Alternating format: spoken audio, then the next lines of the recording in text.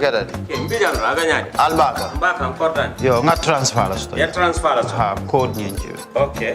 Korsan. Nsila ID soto. Sa soto. Sorry. I get it. Mbijan bro. Albaka. Mbaka. Bara alla service o tariaka. Mbare ki janna nun kunu bara tariaka.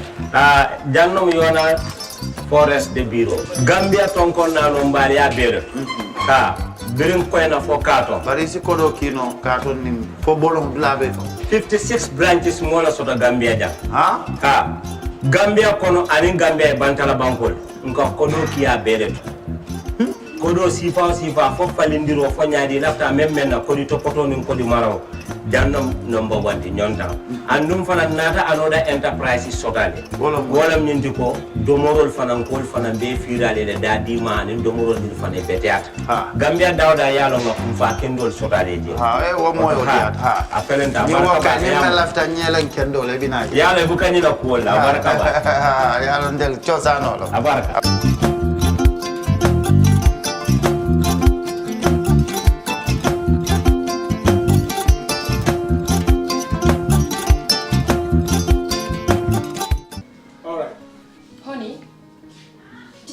Him that the last time he sent the money, it was not enough to buy all the provisions. Oh, sorry, I forgot to tell him. Are you guys talking about money transfer to buy provisions? Yes. But don't you know about Baluo? Baluo? What is Baluo? Baluo is a service that your son can use to send provisions directly to you guys from the shop. And you don't have to worry about the exchange rate. Tell me how Baluo works. It's very simple. Just log on to baluo.com and shop, or download the app on your phone. You can shop on the website or using the app to buy online basic products for your family and friends. With Baluo, you decide what your money is spent on. Your money, your choice. Buy online products for your family and friends in the Gambia, Senegal, Nigeria or Mali. Baluo, better than sending money. For the first time in the history of the Gambia, Gambia Printing Publishing Corporation proudly introduces the Bibliomatic Exercise Book Printing Machine.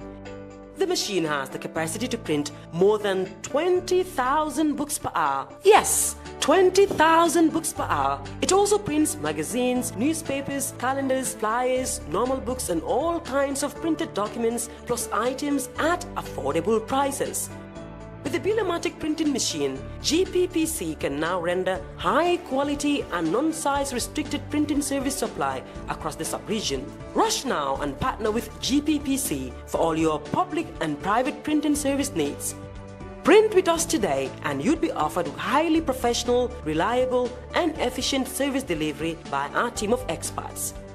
The Gambia Printing and Publishing Corporation is here to meet all demands and is reliable at all times. For more info, contact us on 437-4493 or 437-4402. GPPC is Gambian and it's yours. Gambia Social Registry Household Data Collection Exercise. The government of the Gambia, with support from World Bank, is developing a social registry as part of its move towards an integrated social protection system in the country. Gambia Social Registry will serve as a single entry point for the various social protection programs in the Gambia and will be hosted by the National Social Protection Secretariat at the Office of the Vice President. The social registry shall comprise households' demographic and socio-economic data. This information will guide future social protection program interventions in the Gambia and facilitate rapid identification of beneficiaries for programs. It will have the capability to be linked to other databases when these databases become automated. The enumeration teams from Gambia Bureau of Statistics, GBOS, will visit, interview and register every household in your community, so don't be left out. However, inclusion in the registry does not automatically qualify one for a particular social program. Social Registry has taken consideration of the key principles for personal data protection. Therefore, your data shall be confidential and protected. In view of this, we call on all and sundry to register their households with enumerators from GBOS. This message is brought to you by the Department of Information Services under the Ministry of Information.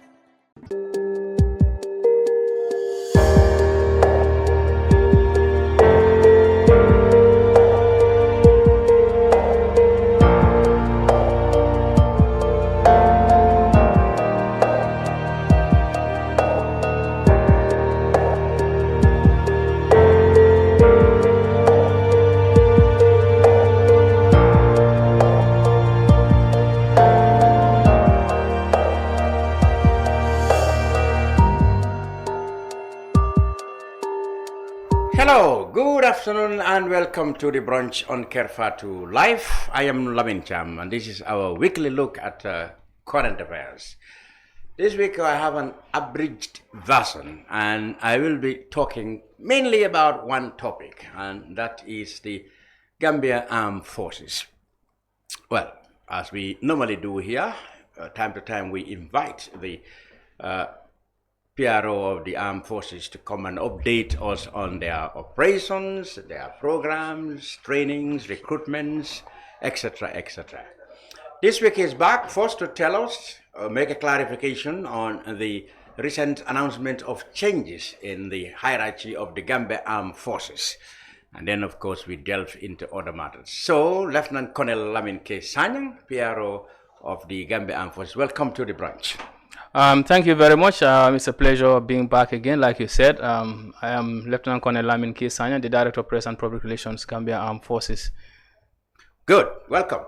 Now, let's start with what everybody's been talking about. 2 days ago, news broke and was reported in different ways before, of course, the clarification came from first the defense and then the Gambia government spokesman, to say that yes, there actually have been changes in the military hierarchy.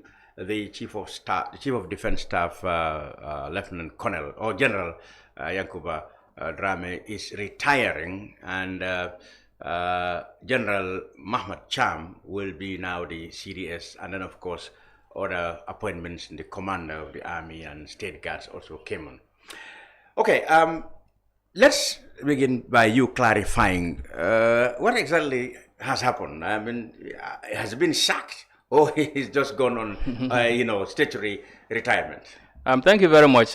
For clarity purposes, I want to state for the facts and for the record that Lieutenant General Yakubu A. Drame, after having served the armed forces for almost 4 decades, 40 years, almost 40 years, has decided to go on retirement after reaching the statutory age of retirement, which is 60 years. Yes. So as a result, by virtue of his appointment as the Chief of Defense Staff also, and not only being a member of the armed forces, because if he was a member of the armed forces, he could have just retired and, no ceremony and all that. Okay. However, because at the same time, he is holding the portfolio of Chief of Defense Staff of the Gambia Armed Forces, which is an appointment that was conferred on him by His Excellency the President, who is also at the same time the Commander-in-Chief of the Armed Forces. It is therefore fitting and proper that a successor is appointed. And that led to the appointment of his deputy, Major General Mamat Cham, to assume the role of Chief of Defense Staff of the Gambia Armed Forces once the normal procedures according to military protocol and tradition is over. It's just this few days ago, or this has been confirmed and done somewhere? It's just the handing over that was left? No, he just retired recently after reaching 60 years. Okay. So that's how the notification was sent to His Excellency the President that General Drame has reached retirement and wants to go on retirement. So it was upon that the new appointment came out of his successor, who is Major General Mamat Cham. However, in addition to appointing General Cham, other changes have also been effected at the level of the services, namely the Gambian National Army Headquarters, because now that the Deputy Chief of Defense Staff moving to the position of Chief of Defense Staff, and that portfolio also becomes vacant. So as a result, then the Commander of the National Army, who is Brigadier General Usman Gomez, is appointed to take the position of General Cham as the Deputy Chief of Defense Staff. So that also creates another vacuum at the level of the headquarters, Gambia National Army. And then thereupon, the current commander of the State Guards Battalion, who is Colonel Seth Njai, was appointed as the commander of the National Army. And then now the commanding officer, 1 Infantry Battalion, that is Yundum Barracks, with Lieutenant Colonel Abdullah Mbub, has been appointed by His Excellency the President to become the new commander of the State Guards Battalion. So this is how matters stand at this point in time. But like I said, for clarification purpose, all this was triggered by the retirement of General Yakubu A. Drame. This was as a result of reaching the statutory age of retirement, which is 60 years. If you check in the constitution or the other regulations of the like the government, the general orders, there is what is called statutory age of retirement and also compulsory age of retirement. Oh, I see. So I think compulsory is around 65, statutory is around 60. Okay. So when you reach 60, the discretion is yours, either to proceed, probably go on contract, or to decide to just retire. But who decides on contract? You have to apply. Or... Well, for a contract is a two-way process. Either you request for it, or it is given to you. By your superiors. In that case, the commander-in-chief. In that case, for the armed forces, our superior is the commander-in-chief of the armed forces, Excellency President Adama Barrow. But for the case of General Drame, he decided to retire and also, give room to a new breed and a corps of officers, senior officers, who would be entrusted with the responsibility of the administration of the armed forces. He decided to retire and didn't desire to be given to continue on contract. Exactly. Yes. Okay. Yeah. All right. So when is he leaving? When is it effective? Right. So from now that the announcement is made, there are a couple of procedures to go through. Okay. Because even if you look at the level of the states, whenever you have an election and a winner is declared, the winner or the president-elect does not assume office immediately. So there's a transition period. So for the case of the Chief of Defense Staff, the incoming and the outgoing, we are now in the transition phase, wherein the first process is the handing and taking over. Documentations have to be done to ascertain what are the assets that are in the possession of the outgoing, and so many other command responsibilities of the armed forces. So that's a very detailed process that culminates into what is called a signing ceremony of the handing and taking over notes between the two services heads now. General Cham and General Drame. So a date will be set for this handing and taking over process at the defense headquarters or any appropriate venue.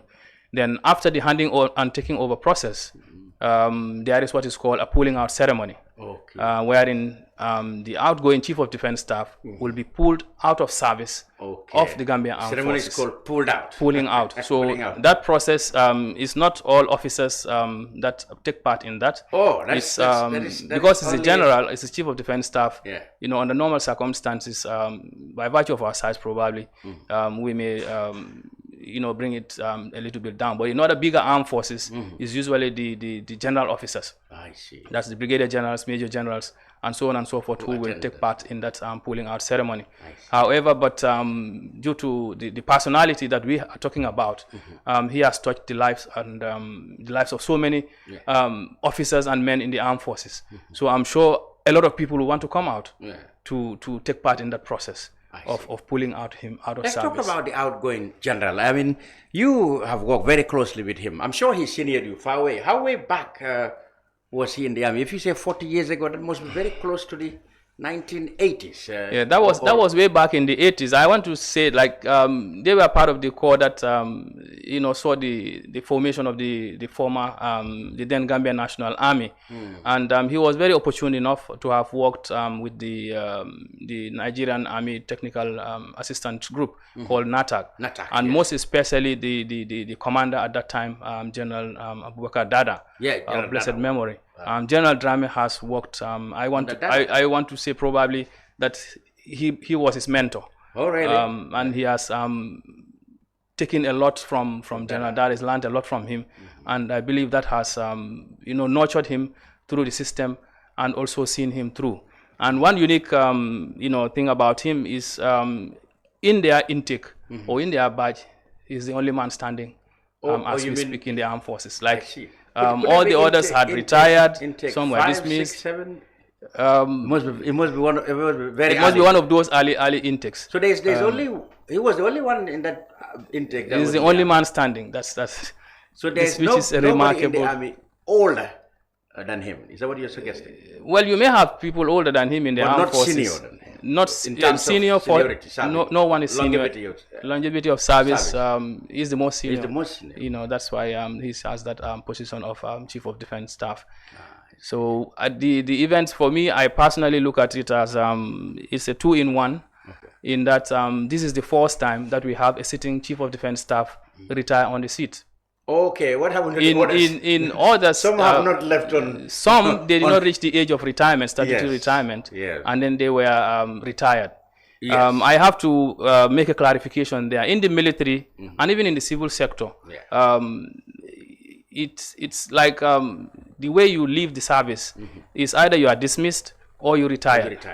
So for the military, if you are dismissed, which is the worst case scenario, the person does not get paid benefits, just like in the civil, just like in the civil domain.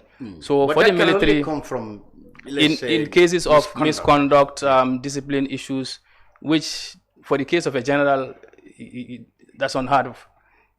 But sometimes some presidents, we call them commander-in-chiefs, would like to effect changes. You know, they will either, they can even sack if they are angry with the conduct of secret. Sometimes that happens, isn't it? Yes, because at the onset, once you are appointed, there is a mission that you are given by your commander-in-chief. So you are judged based on your accomplishment of those of objectives or missions. Okay. So it's the prerogative of the commander-in-chief, because he has that power under the Constitution to appoint and as well retire or relieve commanders or chiefs of defense staff. Okay. But they also, the chiefs of defense staff or the commanders, they also have a right or a privilege to also retire when it is time for retirement. And also sometimes when you serve a couple of number of years, according to your terms and conditions of service, the terms allow you to retire voluntarily. When you look at the armed forces since 2016 to date, we have had those, in fact, since inception, we have had people retiring voluntarily after having met the terms and conditions of service, which is like a contract that is binding all of us. But, you know, that same terms and conditions of service gives you the privilege to continue your service until statutory age of retirement or compulsory age of retirement. So it doesn't necessarily mean somebody can still be 60 or 62 years and still continue to serve, but that has to do with the contract, isn't it? Yes, that's like contract. Even in the civil sector, I believe the retirement age is the same, that is 60, but you have the option of going for contract, or you just, you know, just hang your boots and say, well, I've done enough for my country. I want to look somewhere else. Let's look at the incoming CDS, Cham. So you must have known him very well. I mean, I know, of course, he was actually away from the armed forces since 94 up to a long time, huh? Yes, for General Cham, for some of us, the first time we heard about him was way back in school, when we were in high school. That was in 94, during the around the July 22nd revolution, when he had the former president Jammeh and the Armed Forces Ruling Council. He was, I believe, appointed a minister for 1 day. For 1 day, and then they were later their pathways detained, and the rest is all history. Yes. But the gratifying fact is that he was able to resurface after the political impasse in 2016. You know, with when His Excellency President Adama Barrow came to power, and then he was reinstated and appointed the commander of the Gambia National Army. And since that time, he has been doing a tremendous job. And later, they saw him elevated to the position of Deputy Chief of Defense Staff. And he has done a remarkable job in supporting the current Chief of Defense Staff to be able to achieve a lot of things in the area of reform and transformation of the armed forces. I believe this appointment must have been based on those considerations by the Commander-in-Chief, I believe. I guess he too must have been an old soldier. Yes, back in the 80s. Back in the 80s, I think they are the corps that started off the cream of the armed forces. If I'm not mistaken, they were called like the Zero Intake. Okay. Himself and the likes of the former minister, I guess, Sheikh Omar Faye. Oh, Faye, yeah. Yes, and then later on you had the Colonel Babukar Jatas, the Laurent Jaras, you know, the Colonel Samsars and the others coming through, and General Drame also having been one of them. So for them, we call them, like in the armed forces, the original 84 GNA. When you know, we had only the Gambia National Army as the only standing army, and also the Marine unit, which is now the Gambia Navy. So for General Cham, like you asked, coming to take over the reins, I believe it's just a change of roles, but the responsibilities, I believe, couple of times the Chief of Defense Staff, while he's away, he's been assigned the task of running the armed forces.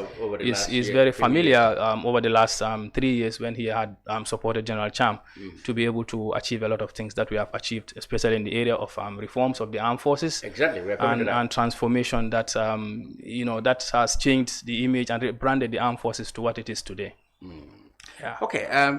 Let's talk about those reforms and this thing that we always talk about. We always take the opportunity to talk about.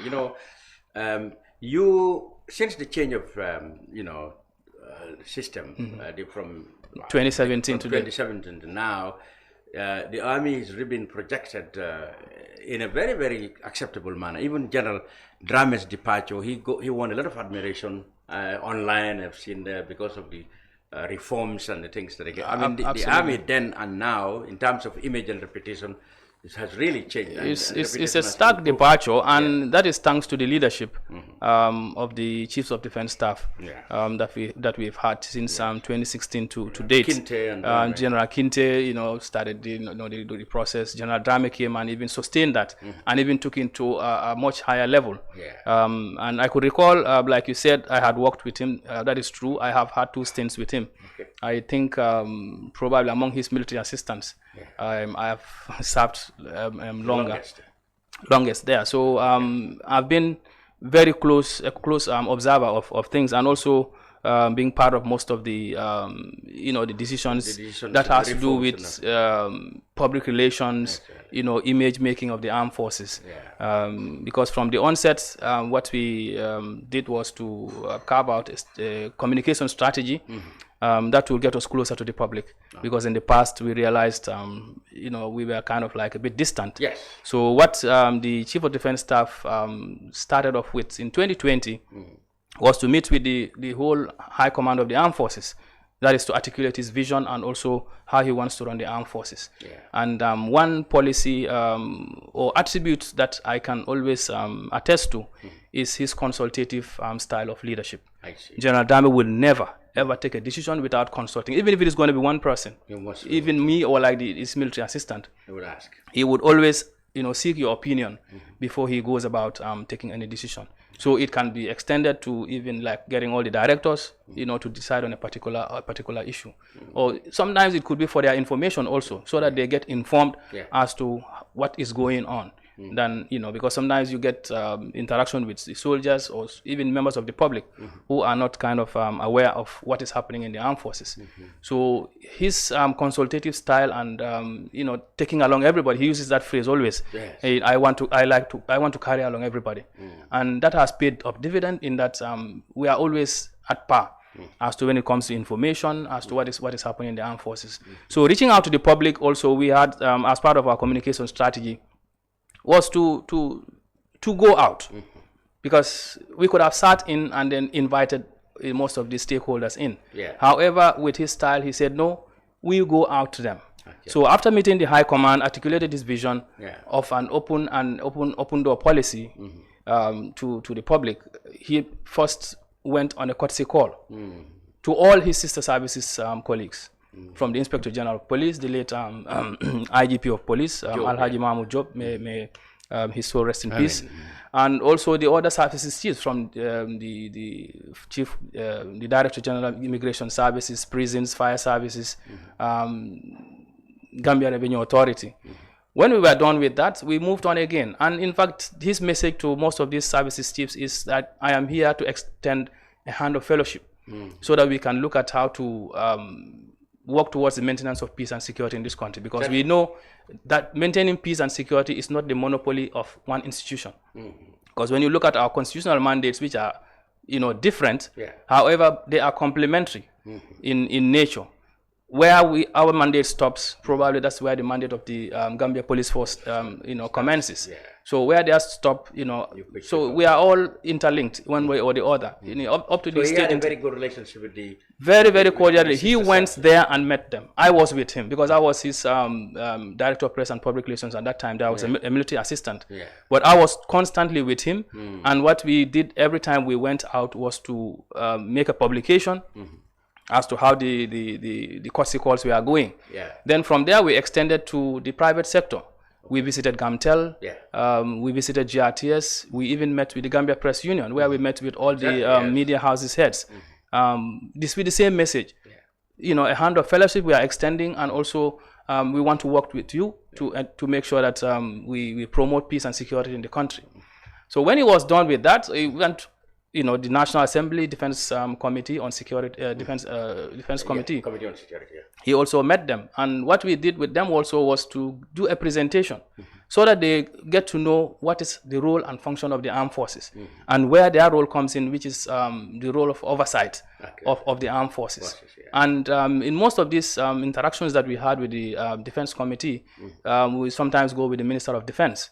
And one interesting feature with General Cham, General Drame during his tenure is no more than 2 times he has been summoned by the Assembly, Defense Committee in particular, and he always obliges them, with his presence. Good. Like he does not defer, So we've had those engagements and those engagements with the Defense Committee paid off because. Sometimes when we're discussing the budget of the armed forces, we look at it together with them. And that has helped a great deal in getting us most of the things that we wanted. Our requirements. From there, we went, we said, okay, this is the outsiders. So what about the soldiers? So in the calendar of the Chief of Defense Staff, which is the Chief of Defense Staff Training Directive, it gives him an opportunity each year to go out and meet his soldiers, his troops. All the barracks. That's called the Chief of Defense Staff Annual Tour of Military Installations. And through this, we were able to also meet all the governors, which is obvious because all these deployments are in regions. So we met the governors, we met community leaders, traditional leaders, sister security services representatives, and even at some of these border posts like Kerr and Amdalai, we met. Crossed over to the Senegalese. Yeah, for Kerr we crossed over and then met even some of the Senegalese security chiefs at the border, and the message is still the same. And for the troops, most of the messages bordered around making sure that members of the armed forces do not get themselves involved in partisan politics. Yeah, I was going to that. He made it very clear. That he did not hide. He did not mince his words. He told them, if we want to maintain our sanctity, our professionalism as an armed forces, politics is a no-go for us. How far has that been successful? So because that has been very successful because the thing there is, we're not telling you to go out of politics like you don't participate at all. Okay. However, let me come in there. Yes, sir. In the past, you see soldiers, of course, on the Jamme, wearing APRC flags, drumming and dancing with APRC supporters, sure. Cooking for them. What they only stop at maybe addressing political rallies, but they are virtually like any other militant. Yes. So that has generally been eliminated. I want to use one classical example just to bring that to show that we taking some steps. There was an event at Westfield. I guess Fajara Barracks came there to help KMC clean the streets around Westfield. Yeah. Somebody was passing and had some, I think, T-shirts, but they were not political. Yeah. They had the photo of President Adama Barrow with President Macky Sall, and it had to do with the opening of the Senegambia Bridge. So when he was passing, he said, well, there are some soldiers who have been following me that they needed these T-shirts. Can you take this? But should you wear those T-shirts? So as they were taking them, somebody took a snapshot and then just sent it to me, shared it on social media. How did you react to that? So the Armed Forces Command reacted by asking the commanding officer, guards Fajara Barracks, to collect the items. Return them. And dump them or return them? No, make sure that the soldiers don't wear them. Yeah, that was professional. So that was one classical example of showing that we don't want to go into. Yeah. And the other step that he took, but I want to buttress this point. We have a constitutional right as members of the armed forces to vote in elections. Yeah, but you don't display political You don't display your political affiliation openly. Yeah. So that has been a message that we have passed across to all the soldiers. And for even the case of the Chief of Defense Staff, each year the President, His Excellency Adama Barrow, has been going on tour. The Meet the People tour, what we normally do is assign a senior officer to accompany them. But when it's a political rally, like during party politics, and he's going around, we normally take a back seat. So all that we do is just the State Guard commander with the soldiers who escort him, which is by default should be with him. They are the only ones that accompany them. So people can go into the videos and check. I bet you will not see any of us. And that was very common in the past. Well, in the past, it used to be a practice, but then now that we're talking about reforming, we thought that that would help us a great deal in being seen, not only talking about it, but definitely come to demonstrations or protests that have been happening. You virtually... Well, for protests, we have to understand the security architecture. I'm talking about mere political protests like a opposition party, people protesting at Westfield. Yes. That's what I'm coming to say. Like, you have to understand the security architecture of the country. The military can come in, but that depends on what happened, the level of the threat of civil disobedience. So it's an internal security matter which is left in the domain of the police to handle. And that is why more often you see the police or the police intervention unit coming in to deal with those situations. And there I want people to understand, as members of the armed and security services, we are like instruments of the state that the state uses to ensure that they maintain law and order.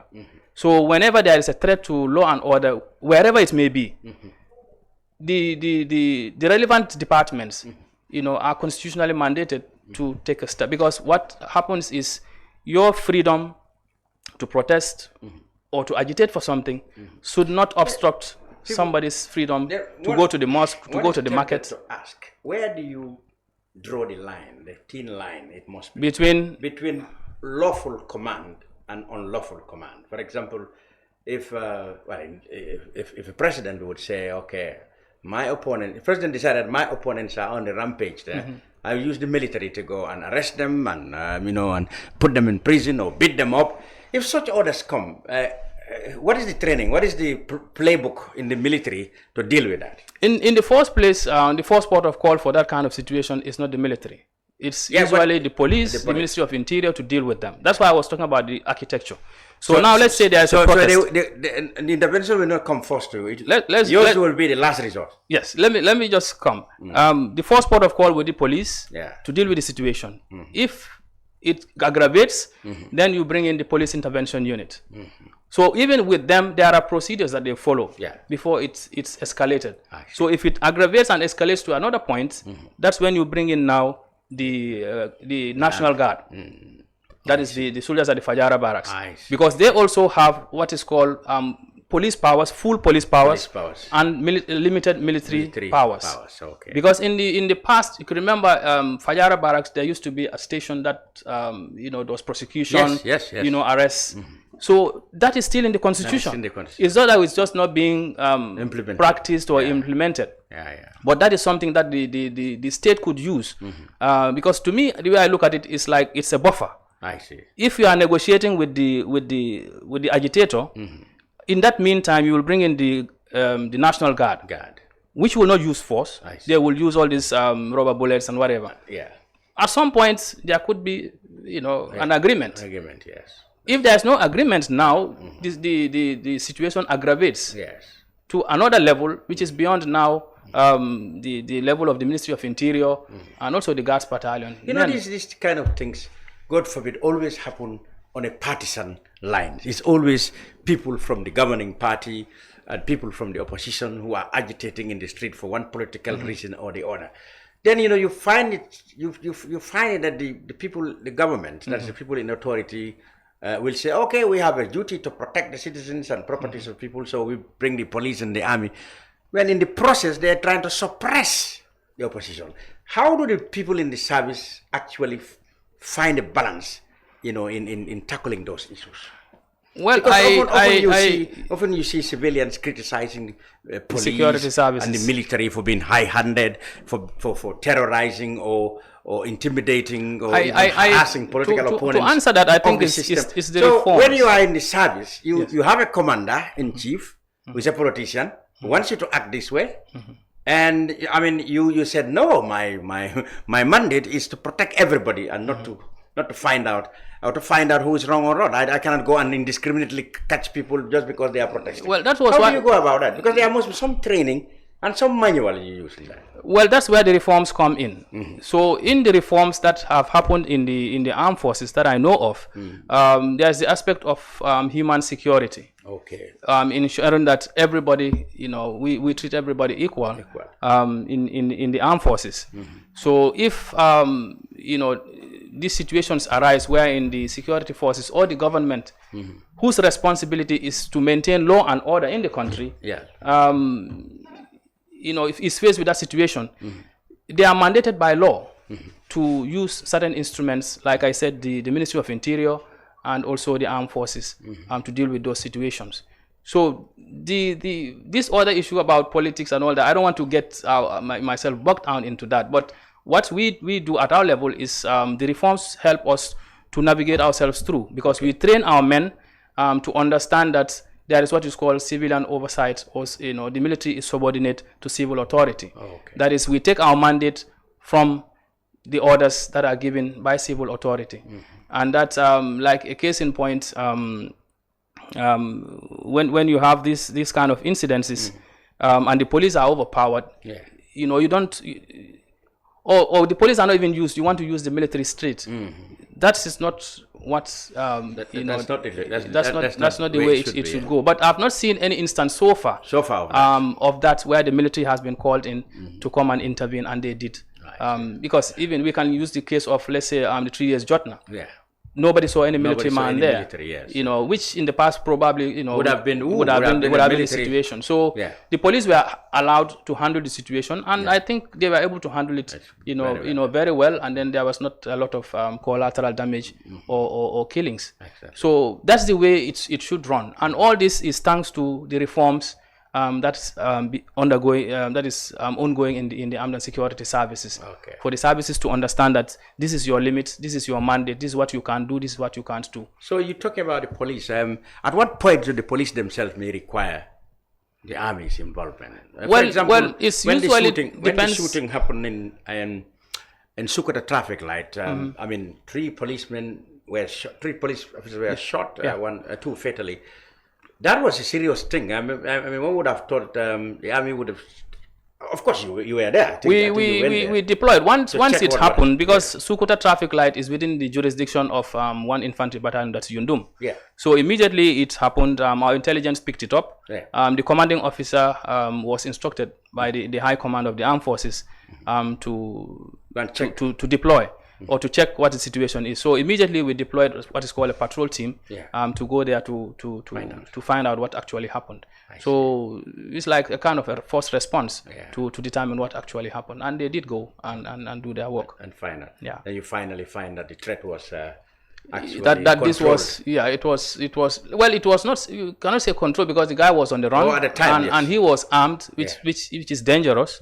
So the public had to be, I think the police came out later with a press release the public that the guy is armed and that they should be careful when approaching somebody looking suspicious. But thank God they have been able to apprehend the alleged suspect. And I don't want to go further because I think the process has started for investigations. Not to prejudice. Let's focus on these reforms and stuff. Let's see now. Last time you were really working on deploying what you call the RF, Quick Reaction Force or whatever, to the Central African Republic. You were training, you had people sent to Turkey and trained, and then you were looking for money to get equipment. And I think the parliament and government promised money. How far is that? Have you got the money and equipment now? Yes, the process is well, let me put it in context. In 2019, the Gambia pledged to deploy a quick reaction force, and this was as a result of recommendation by the United Nations. So we did an assessment the UN came, we did it virtually. They did an assessment of the armed forces to see how prepared and capable we were.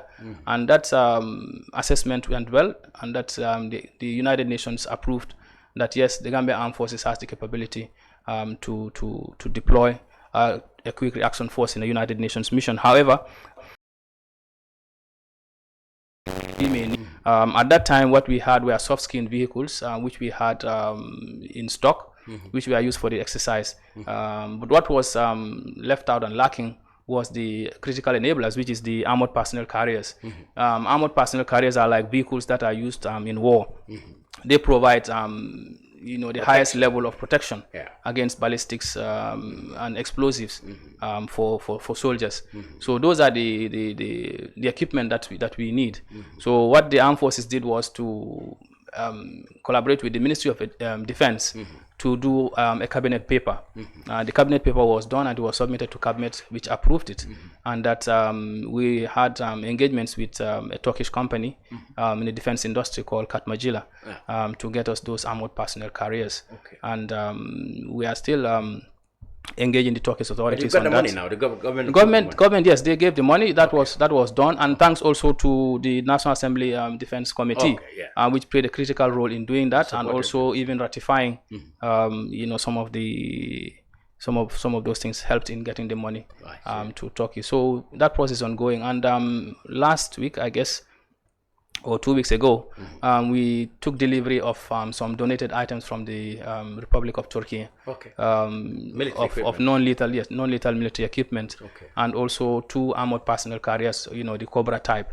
That was also delivered. But this is like an annual thing, because the year before that, last year, I guess, we also took delivery of another set of 2 APCs, armored personnel carriers from Turkey, with some other assorted items. So in the area of peacekeeping, I can say a great deal is being done. And also we had another engagement with Bangladesh to co-deploy. For the issue of co-deployment, this is kind of, let's say, a new thing. In that countries usually in the past normally deploy on their own with their own assets. However, this time around we wanted to co-deploy with the Republic of Bangladesh. In UN missions? In a UN mission, yes. So the process had also started in the past. What would that entail? They will be helping, or you will be? Well, it depends. It depends on the. We will have to go into some kind of arrangement or agreement as to who provides what in that, and who. I think their chief the command also. The chief of defense staff also came over to the Gambia. He led an assessment team with also the United Nations to check on our equipment's status, the capability of our troops in terms of training and also skills and professionalism. And that was also successful. They went home very happy. So from there, a report was done, and then the process is still ongoing with the United Nations. And we hope in the not too distant future that will also bear fruit. So we'll have the QRF and also provide this co-deployment with Bangladesh. How about the relations with ECOMIC? Mr. Drame, Outgoing CDS did very well in terms of raising awareness and forging relationship with the West African Intervention Force. How are relations, and how hopeful are you that the 2 units will still operate until when they go? Because we understand, well, it's been said that they probably Gambia should be prepared for their departure. Yes. The Economic Community of West African States did deploy an intervention force in 2017. As a result of the political impasse that we had in this country. The intervention is also part of the ECOWAS early warning structure, whereby whenever they detect or see potentials for conflict, this intervention force is put in place to diffuse that tension. So that's how this, it was a decision that was taken at the level of ECOWAS heads of state and government to deploy the intervention, and they gave them clear-cut mandate. That's the protection of the president and the government, and also to ensure that the mandate of the Gambian people that was declared in 2016 is upheld. and then other functions were also put in place. So the mission has been in this country, and usually in that kind of situation, we have what is called liaison officers that serve the role of liaising between the two forces. And anytime there is a new force commander comes in, pays courtesy call on the chief of defense staff, and also most of our deployments. Like Yundum Barracks is co-located with the Nigerian contingent, and the Senegalese are the state guards. We have our state guards battalion, and also those in Kanilai also co-located with the 4 Infantry Battalion in Kanilai. The Ghanaian contingent is here in SO, also co-located close to, let's say, Njongon.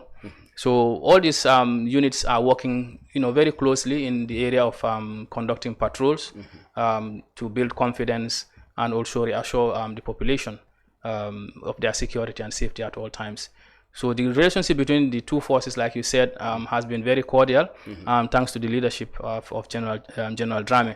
In most of these chief of defense staff tour that he embarks on, he does not leave them behind. In fact, the first unit that he visits when he leaves Banjul is the Ghanaian contingent in SO. And the treatment and the courtesies are all given to him as he deserves. And also when we're coming back, we pass through Kanilai, where he meets the Senegalese troops also, and also the Nigerians in Yundum. So that has gone a long way in building the relationship. But by and large, when you look at most of this contingent, most of our officers, some have trained in Nigeria, some have trained in Ghana. For the Senegalese, we are brothers. And besides that, even in the mission area, we have met, a couple of them. So even when they deployed here, and then we met, some of us could even relate to some of the officers that accompany, even the other ranks, like the soldiers. They could relate to some of the Senegalese, the Nigerians, and the Ghanaians as a result of deployments that they had, in one country or the other. So the relationship has been very amicable, so far. And I want to appeal to the Gambian people to understand that these missions, they come to an end. One day, somehow. And going by what we've seen so far, I think we're getting pretty much closer to the end of probably. I mentioned the cordial relationship because in other countries or instances you see there's resentment between foreign forces and forces. But he's been able to manage that in such a way that. There has not been any. Because I have not any incident. Because it serves all our interests to ensure that we have a very cordial relationship. When you look at it, the mandates are even not the same. It's not like they are doing our job and then we feel like, okay, you should not do my job. I just can say probably we're complementing each other, each other's roles, and even the ECOWAS mission is contributing also towards the training of our personnel. We recently had a training of some of our staff officers by the contingent. I believe that is also part of the reforms of the armed forces, in that they will conduct some training for our officers. And currently we have what is called a pre-junior division course that is ongoing at the Gambia Armed Forces Training School. Most of the instructors or the members of directing staff, for civilians, for lecturers, are provided by the economic forces, with them Nigeria, from Ghana, from Senegal, and also from the civil sector.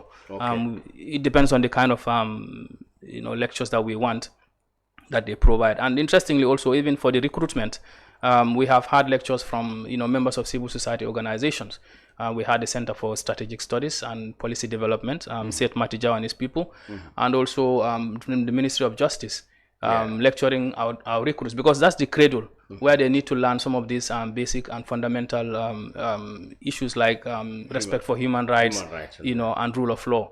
So they have had lectures from the Ministry of Justice, Center for Strategic Studies and Policy Development, and also the Gambia Press Union. Last year they came, but this year I don't know why they did not come. I was having that argument with the president. By and large, you have been able to maintain a very, very professional image. Yes, sir, because we know it's all about education. If the soldier is not aware, the officer is not aware, he'll just be left with assumptions. He'll be assuming a lot of things. And nowadays with this social media and access to a lot of information, be it right, fake, and all that, there is need to exercise due diligence and ensure that, you educate your members. Good. So Let's talk about the welfare of the soldiers themselves. I mean, how, in terms of remuneration, in terms of facilities, how is a Gambian soldier now compared to the past? You know, you had the people who were quarreling with the parliamentarians. They bought themselves Prado gas costing 2 million, 2.5 million. I don't think you got that. The soldier I gave lift to in my car 2 days ago cannot even imagine driving in such things. Yeah, that was an attempt to put in a law that will pay judges a hell lot of money even if they retire. Fortunately or unfortunately, I don't know. That did not go through. Whatever you think of it, it didn't go through. And then people were saying, what about our soldiers? What about our police? What about our teachers? How is the welfare of a Gambian soldier now compared to the past? Well, I think I want to say we are relatively better off in terms of human resources development and also, state of our equipment and readiness and capability compared to, pre-1994. Like when we had, the Gambia National Army. We have had training of our personnel, a lot of training of our personnel to upgrade their status and also enhance their professionalism and skills.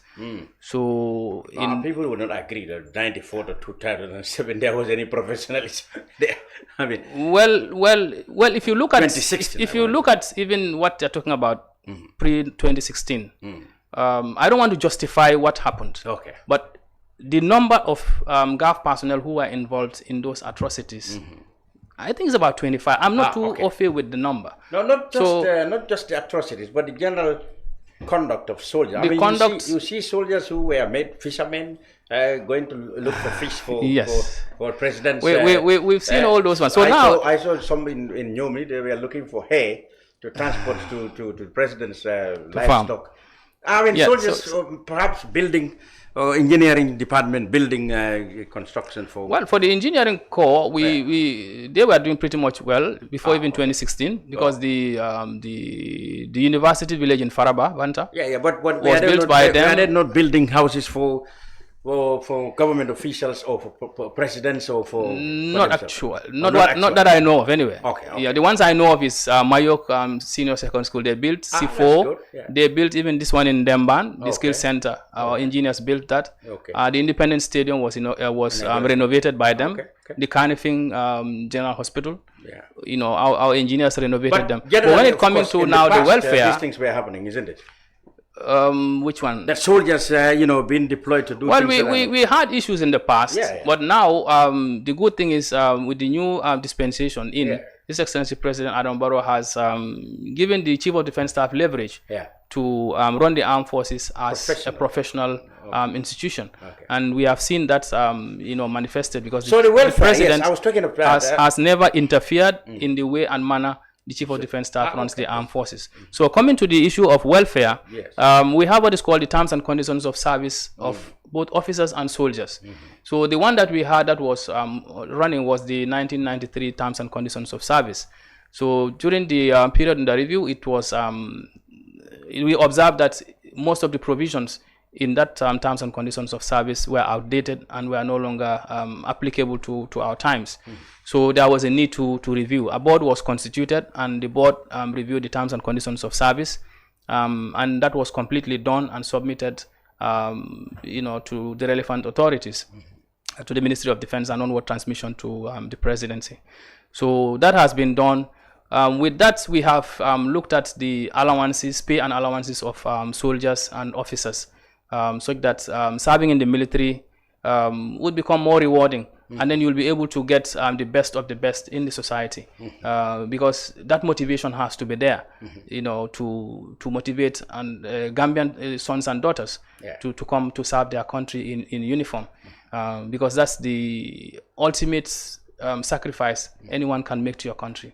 Because that contract is like no other contract, because worst case scenario, you could even lose your life in defending your country. So, the terms and conditions have to be made in such a way that they become as attractive as possible. Okay. So that we'll be able to maintain and we may not have attract details, people. but generally they're better. So that has been done, and we're just waiting for approval for that to be done. Okay. And in the area of capacity building also, like I said, we have had a lot of training of our personnel both in civil and military institutions.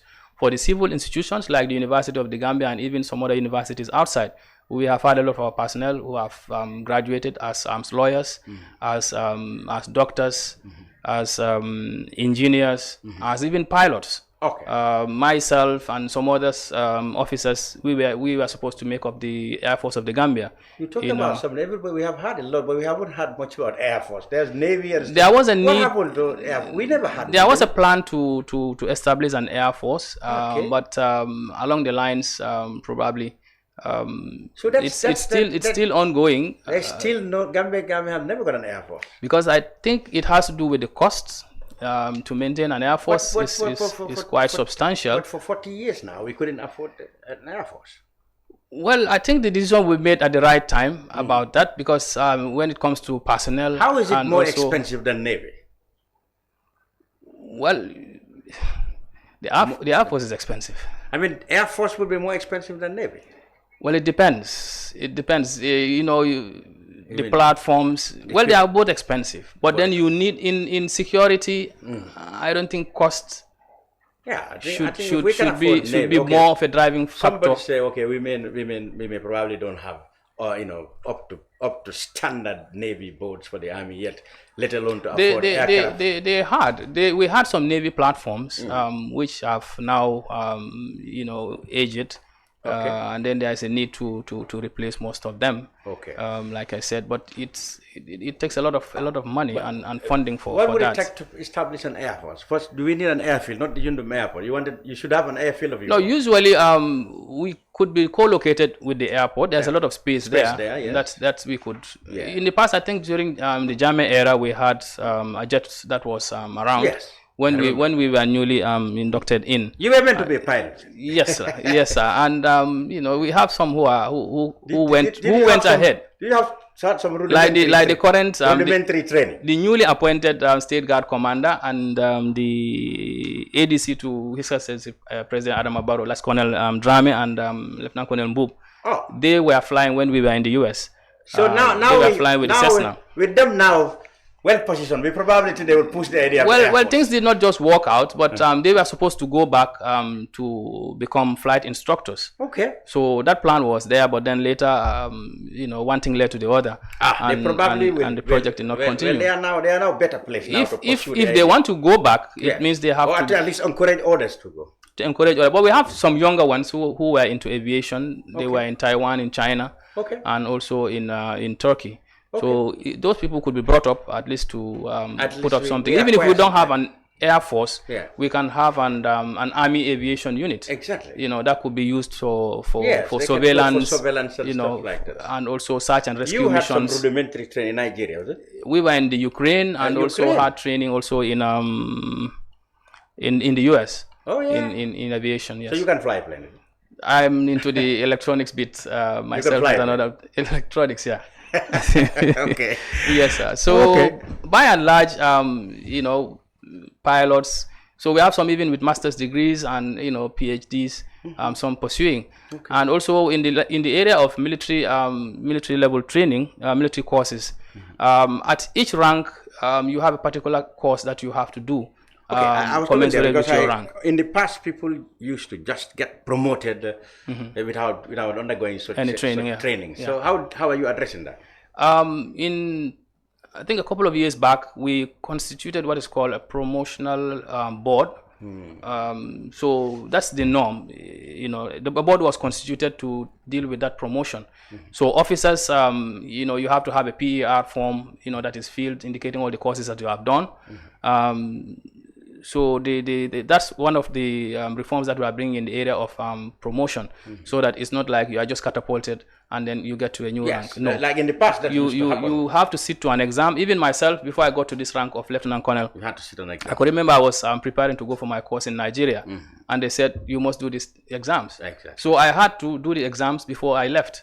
And some others came also and also had to sit to the exams, and it was very, very rigorous. So now it will not be random. It's not going to be business as usual. And at each level, like for captains, on a normal setup, you do your career courses. So for example, for myself, in 2018, I did the junior staff course in Nigeria, and then when I finished, came back. Then 2021, went back and did the senior staff course in the Armed Forces Commander Staff College in Nigeria. We have others also. That's the one in Ibadan or Calabar. That's in Kaduna. Kaduna, yeah. Okay. So with that, that's what gives you this crest. Yes, crest. So some others also went to the Army War College in Nigeria, and also the Defense College. In Turkey also, we've had officers who have also gone to the war colleges, to their senior staff courses. In China also, we've had courses. Most of these courses from these development partners is as a result of the strategic relations that we have with them. And I want to use this opportunity to thank them most profoundly, from United States of America, United Kingdom, the Republic of Turkey, Nigeria, Ghana, China. The list goes on and on. Nigeria, Turkey, and UK has been around for long. Yes. Is Sandhurst thing still going on? Yes, Sandhurst is still going on. We have some of our cadet officers who were trained there, and they did remarkably well. And they have even won, like the Second Lieutenant Gay. He won some awards and also got a recommendation to go back later as an instructor. At Sandhurst. This is the first time that the Gambia is winning such an accolade, and our soldiers are doing pretty much very well. That was the one that was Fort Benning. Is it Fort Benning? Fort Benning. Okay. Fort Benning also we also send some of our young officers there. We've also had soldiers sent to the West Point Academy, and Annapolis. We sent some soldiers and also naval chaps also there, and they also did very well. That's a degree program. It's like a 4-year program that is under the United States Embassy, which is competed for throughout the world. And the Gambia, we were able to at least field some candidates. I think the last time we had about 3 or 4 that passed that test. It's a very, very hotly and rigorously contested exams. Good. But they were able to get through and get us represented there. So by and large, our strategic relations with our partners is paying a lot of dividends, in that we've been able to upgrade and enhance the professionalism of our personnel over the years. In that today, even at the level of ECOWAS, at the level of the AU, we have members of the armed forces getting appointments there. And it's not middle cadre appointments, but strategic level appointments, and they are doing pretty much very well. Good. For the armed forces. Let's end with peacekeeping. How do you handle that? In the army now, I'm sure there's not much peacekeeping. So, but call us self-appointed investigators. We do talk with journalists, we talk with everybody, and some of the issues we had from soldiers that sometimes you get people who are definitely far more qualified, or they hold higher ranks, and they get demoted just because they should get them suitable to serve in the peacekeeping source. There have been cases like that. Is that not the case? Has that not been the case before? Like somebody who was perhaps not meant to be in the force that is going out for peace mission, but just to get him more qualified. I want to say peacekeeping has been in this country for the longest time, and I think when the Liberian War came, or there was another peacekeeping mission, people were nominated to field missions, because usually the UN will tell you we need this category and this rank for this position to fill. So you have the choice. You have the officers. When people who are above that rank were demoted just to be able to have because it's lucrative, to go on this. Has that not been the case? Well, not actually, not to my knowledge. But what we've done is we usually provide candidates as per the requirements by the United Nations. If they say they need somebody with the rank of a major, those are the people that we provide to go and fill these positions. And so far we've not had any issues with them. So it will be like, okay, if you send somebody who is not up to the rank, it will be visible. From somebody who have the rank already. Yeah, and but then, for example, I'm a major, and they need like to derank yourself. Well, I think it should not be bad. If the worst would have been like you are a lieutenant, they give you the rank of a major to go and do and do work. That would be deception. But if you have passed that rank and then they bring you, it's like you have the training that is commensurate or that could enable you to do that job. If it was meant for majors and not colonels, I am a colonel. Yeah. But I demote the rank myself. Rank yourself to colonel. All right. Well, probably it's a major. I mean, if I do that, I take the place of majors who should have been there. That's what is wrong. What would have been wrong with that? But then we had those issues like that. Yes, I don't know how true they are.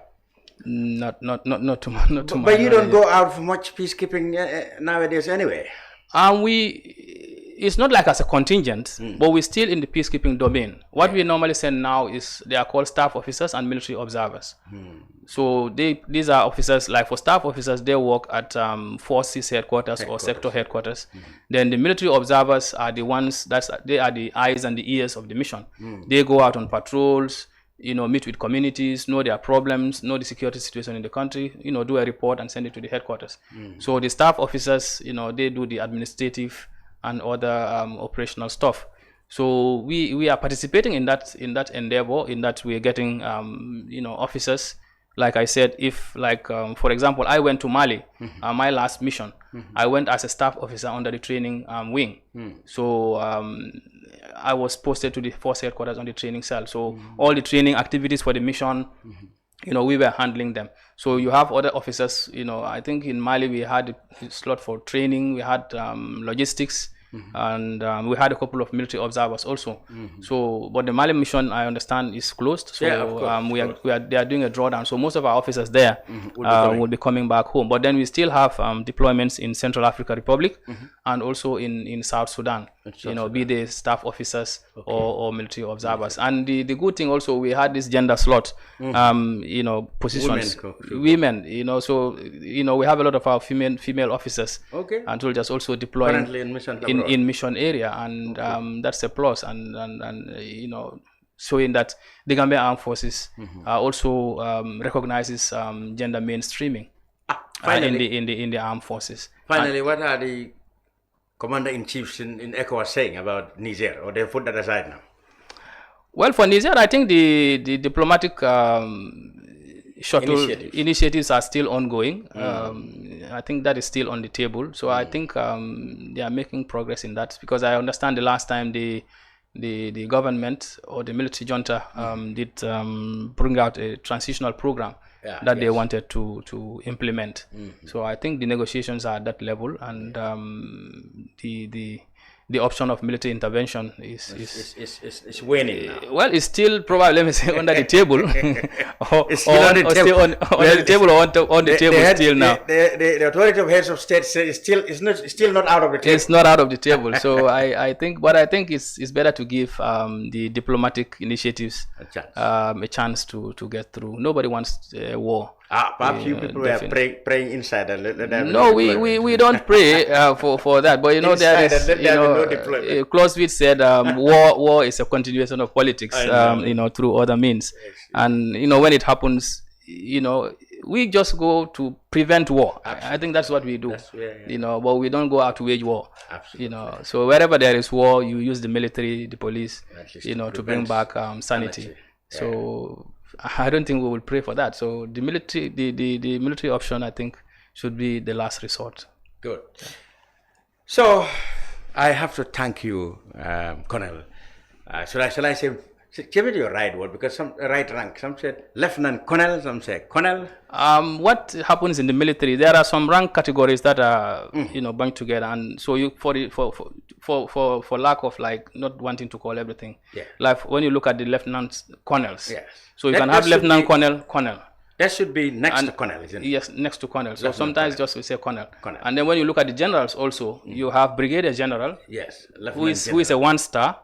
Okay. So when you check even their vehicles, you'll see the 1-star there. That tells you he's a brigadier general. Then next you have a major general who has 2-star. I see. And then you have a lieutenant general who is 3-star. 3 stars. And a Then general. you have a general who's 4. I take it there's no many generals. Well, in the Gambia Armed Forces, we have a couple of them. Really? The services chiefs are all generals, and apart from them, you have other couple of generals like the adjutant general, who is a female officer. I see. And yes, and that's the highest. Well, the highest is that of the Chief of Defence Staff, which is no, I mean the rank. I'm not talking about appointment. I'm talking about rank. Yes, the rank. General. The rank of Lieutenant General, that's the Chief of Defence Staff, is the highest. That's the highest. So that's confusion about the rank. Yes. That's right. And appointment. Yes. Okay. In fact, I think there has been. Yeah, that needs to be clarified. They said some have been elevated. Yeah, the General Cham has been elevated to the rank of Chief of Defence Staff. Oh, that's Chief of Defence Staff is an appointment. I see. The rank is Major General, or Lieutenant General. I see. You know, as the case may be. So which one is he now? Cham? He's a Major General now. Major General. Major General. So if I'm writing in the papers tomorrow, I should say Major General Mohammed Cham. Yes, sir. CDS. Yes, sir. So for sometimes even for the media, we tend to see those kind of things. So I think it is important we make that clarification so that people understand that there's a difference between the rank and the appointment. So. You may have. So Cham is not elevated to any rank. He's just been appointed. He is appointed CDS, to the rank from of Deputy CDS of Chief of Defence Staff. Yeah. You know, you may have 2 major generals or 3 major generals. Yes. But appointment the appointment can only be one for Chief of Defence Staff. Yeah, that's right. Like the president can decide, like for even myself, like even Lieutenant Colonel. Lieutenant Colonel, you may have series of Lieutenant Colonels. Yeah. But the Lieutenant Colonel, his appointment, commensurate with this appointment, is that of Battalion Commander. So you can have only one. I see. You may have other lieutenant colonels, but only one appointment. So for Chief of Defence Staff, it's also the same. You may have 2 or 3 lieutenant generals, but only one becomes the Chief of Defence Staff. You may have 2 or 3 major generals, but only one. So when it comes to ranks, there can be many, but when it comes to appointment, that's one position. Is only one position. So I think that clarification needs to be made. But I think with the media, there was this discussion we had with the press union. If we could do some kind of training, whereby we can bring out and clarify most of these things, because people don't tend to understand. When you even say the Gambia Armed Forces, some will tell you the Gambia Army. Yes. Okay. You mentioned here a lot. Gambia National Army, Gambia Armed Forces. The Gambia Armed Forces is like the umbrella. I see. So under the Gambia Armed Forces, even in the Constitution, that is what it says. The Gambia there shall be an Armed Forces of the Gambia. Okay. Which shall be composed of the Army. So when I see the Navy, GAF and GNA, how do GNA is Gambia National Army. What is the difference from Gambia Armed Forces? The Gambia National Army, these are the forces that fight on land. Then you have the Gambia Navy. These are the forces that fight on sea. Yeah. Then you have the Republican National Guard. These are the forces that are used like for internal police and stuff. Yeah, police and some other internal security duties. So above them, you have the Gambia Armed Forces. So if there was an Air Force, that also will be... Usually it should be, in fact, Army, Navy, Air Force. Okay. But for the case of the Gambia, we have the Republican National Guard, or the Gambia National Guard. So you have 3 services chiefs. Well, before they now, you have Colonel Seth Njai, then you have General Turo Jaune for Republican National Guard, and Commodore Madani Senghor for the Navy. And then, these 3, their head is the Chief of Defence Staff, who is at the top, who sits at the Defence Headquarters. Yes. So the Chief of Defence Staff is not a service chief per se. The overall boss. He is the chief of the services chiefs. So he exercises command and control of the armed forces through these services chiefs. Let's say now there's a land invasion. He would give directives to the commander of the National Army to deploy, because it's a land matter. When it's naval, he would give instructions to the commander of the Gambia Navy to deploy the Navy. If there was an Air Force and there was an aerial attack, the Air Force would be asked to lead. So the Republican Guard. Republican Guard, if there is an internal security situation, and the police, report that it is beyond them, it has escalated to a point that they cannot contain, there is a formality. Which of this is State Guard under? The State Guard is under the Republican National Guard. So they provide both internal security duties and also protection of the president. So if the police are, they give, indication to the Minister of Interior that the situation is out of their hands, then now the Minister of Interior would report to the president.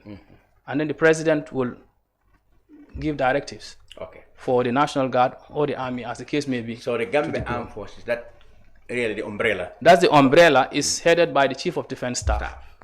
So when I see vehicles, you will see how many vehicles should I see GAF? GAF would be those that are working at the defense headquarters. I see. Like the Chief of Defense Staff, Deputy Chief of Defense Staff. Chief of Defense Staff is GF1. Yeah. Then Deputy, 2. Then so anybody I see GAF, I know those are the headquarters. Defense headquarters. Then GNA is Gambia National Army. Then you will see GN, that is the Navy. That's GN is Navy. Yes. Then GRN or GNR. RNG will be Republican National Guard. That is the arms. And then when it comes to even the dress, yes, for the purpose of information or understanding, those that wear the green is the National Army. Like yourself. Yes. Okay. Then you see those that wear blue. Yes. That is the National Guard or the State Guard. State Guards. Then the Navy, they have the black. But them, they are even distinct. They used to be red. What is that? Well, the red, you have the military police. I see. That's right. That's red. Then you have pink, which is the medical corps. Medical corps. I see. So, but the armed forces, bigger ones, you may have, more and more, dress codes. I see. And even we had, before we even stopped that uniform, like the camouflage, the digital type, you have the all green with black dots and all that. That is the National Army. We used to have in the past the one for the Republican National Guard, is about greenish, yellowish type, but that has been disbanded. I see. So the one we have now is the one for the Army and for the Navy. The Navy, they have the blue. I see that some countries have the distinct army wear cap. For example, the Nigerians have. Sometimes they have this what looks like a feather on top of the yes, caps. that one is usually just the same way, like I explained the different corps. Yeah. You have military police, signals. So each of them have this. They are also in different colors. I know. So it all has to do with regimentation, the dress code. Yeah. And so on and so forth. So even the way I'm dressed, this is like for staff officers at defense headquarters, or even at the well, not only defense headquarters, but even the battalion headquarters. They would dress like this in some days. In some other days, they would dress in camouflage. So all that is regulated. It's like an administrative procedure to regulate, the way we dress, when do we put on what, and all that. Good. There are a lot of, intricacies, but like that suggestion we made. That's why I'm trying to break down the myth surrounding the operations of the military. Absolutely. So that's why it's important we get that interface between the media and the military, so that we bring out this clarification, so that we know even how we are structured, how we are organized. Sometimes I see people give ranks. They don't know. It's sorry about our ignorance of because it's because of the. But we understand. So when I call them, even when I'm watching TV and I see they put, let's say for General Drami, they go and put Major General, or some would even put Lieutenant and leave the General out. Oh, that is serious crime. So I just call them and tell them, to save yourself, just put CDS Drami. CDS Drami, or just put General Yakuba Drami. Then you save yourself all that, before you forget Major General or Lieutenant General or Lieutenant Colonel. So it's important. It's in our job, it's only you, the people in the service, that we respect, and give the ranks, that we try to give the ranks in the proper way. In others, we just say Mr. I can say Mr. President Barrow, I can say Mr. Barrow, I can say the Minister, Mr. Sankare, that is civil domain. Yeah, that's right. But us, for you, we have to go all the way to know the ranks. No, it's to not be strict. Even myself, sometimes people will call me by just my normal name, and then they'll be, hey, your rank. I tell them no. No, it wouldn't be. A soldier will not do that. Yes. Because he is trained to call me by my rank. Yes. But for a civilian, it's flexible. But you may have some other officers or soldiers who may take offense. Well, in our training, we've been told that we should come with the right designation for soldiers and service. That is why that interface... That is compulsory on our That is why that interface is important with the media. So if the press union can look at a way like we see, even if it is going to be 2 days or 3 days, where we can come and meet and then clarify. It's not too complicated. It's not, but I mean, it's our job. We can clear it. Exactly. It's our job to do that. I'm telling you, we respect that only in terms of service people. I mean, I can tell. No, I don't want it to look discriminatory. No, that is how it is. What about the other services? Police, immigration? I mean, you go to the United States, you go to Britain, they don't address soldiers or police by their name. They say general. That's the norm, and that's a privilege you guys enjoy. Thank you so much. And I'm much. sure it's well deserved. Thank you, sir. Thank you. Yeah, you can call President Biden, Mr. Biden, Mr. Obama, Mr. Reagan. Yeah, but he is Mr. But you can call, for example, the Chief of Defense Staff or the Chief of Staff in the Army. What was his name? General Schwarzkopf in the Gulf War before. Or Colin Powell. Colin Powell, you have to give them their service rank. Yeah, rank, yeah. All right. So perhaps I should start by saying Lieutenant Colonel Lamin Sanyang, the Director of Communications at the Gambia Armed Forces, thank you very much for coming on the brunch, and we hope to have you all the time, and many more times. The brunch will be back next week. Until then, goodbye. Thank you. Wow. Allah, be feeling it, yeah. Almost 1 hour, Nobody is good. Thank you. Okay.